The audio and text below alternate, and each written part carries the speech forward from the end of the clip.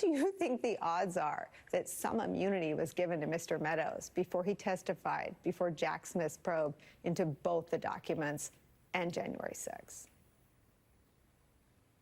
Some sort of deal had to have been reached. Either it is one where he was given immunity, or it is one where he had to plead guilty to something, and he is hoping for what's called a 5K letter, a sentencing letter to the judge for leniency given his cooperation.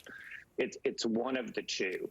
But the key for immunity is the discussion prior to immunity being afforded. The way this works is his defense lawyer would tell Jack Smith, these are the kinds of things that you could expect to hear from Mark Meadows if you immunize him, because you don't want to essentially buy a pig in a poke. You want to know, if you immunize somebody, I want to have a sense of what that person's going to say. And obviously, by the way, if you get immunity and then you go in and lie, you still can be prosecuted for that lie.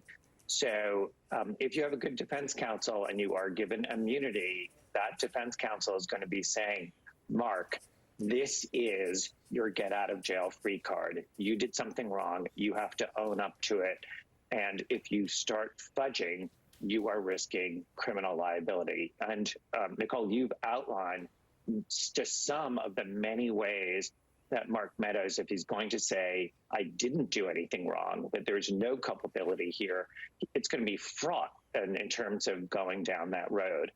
But that's the issue, is usually with white collar cases, getting somebody to say what I used to call the W word, I did something wrong, is very hard, because it's going to become public. It will be splashed all over the news. Your family, the entire nation is going to know that.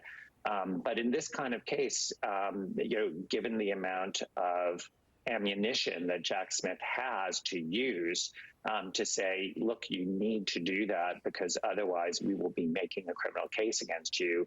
That is the pressure that Jack has to hold Mark Meadows to tell